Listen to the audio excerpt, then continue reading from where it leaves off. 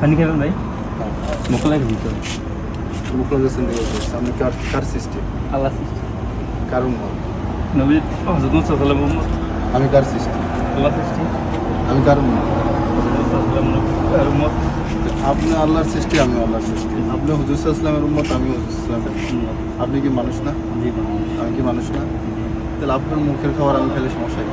না তো মাইন্ডে নেই এক মুসলমান ভাইয়ের খাবার চুটা আর এক মুসলমান ভাইয়ের জন্য শ্যাপা। এক মুসলমান ভাইয়ের মুখের চুটা শ্যাপা, অর্থাৎ তার রোগের শ্যাপা। আপনি আমার মুসলমান ভাই, আপনার মুখেরটা আমি অবশ্যই খাবো, খাইতে এগুলো সমস্যা কি? বরং আমার রোগ থেকে আমি মুক্তি পাবো এটা খাই, যদি আমার সুন্নতের মেয়াদ যদি ঠিক থাকে। কথা কি বুঝে দেওয়া হচ্ছে?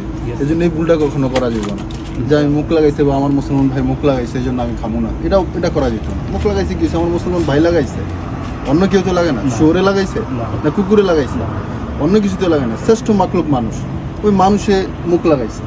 অর্থাৎ আপনি যদি মুখে লাগান অথবা আমি যদি মুখে লাগাই, সবাই সবার মুখেরটা খাইতে পারবে, কোনো সমস্যা নেই। কথা কি বুঝে দেওয়া হচ্ছে? আল্লাহ বুঝার তাফিক দান করুন। তবে পানি বৈশা খাইতে হবে। আমরা দাঁড়িয়ে পানি খাই অনেকে, একটা হচ্ছে পরিস্থিতি শিকার, এখানে বসার কোনো অবস্থান নেই, সেটা হচ্ছে আলাদা। কিন্তু বসার অবস্থান থাকলে অবশ্যই বৈশা পানি খাইতে হবে।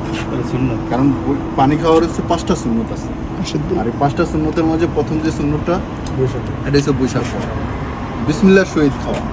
কথা কি বুঝে দেওয়া হচ্ছে? বৈশাখে দিব বিসমিল্লাহর সহিত খাওয়া, 3 শ্বাসে পানি খেতে হবে। 3 শ্বাসে, টান না। এটা আমরা অনেকে বুঝি না। অনেকে মনে করি যে খাইছে 1 ডুক 2 ডুক 3 ডুক এরকম না। যেমন আমি প্রথমে খাইছি, শ্বাস ফেলছি, আবার খাইছি, আবার শ্বাস ফেলছি, তারপরে টানে আপনি পুরো খাইয়া ফেলেন, সমস্যা না। এটা হচ্ছে সুন্নত। বৈশা পানি খেতে দিব, 3 শ্বাসে পানি খেতে দিব, আর পানি খাওয়ার শেষে কি করতে দিব? আলহামদুলিল্লাহ। কথা কি বুঝে দেওয়া ঠিক আছে? মনে কিছু নেন না, মনে মাইন্ড নেই, ঠিক আছে। আল্লাহ বুঝার তাফিক দান করুন। সবার বুঝার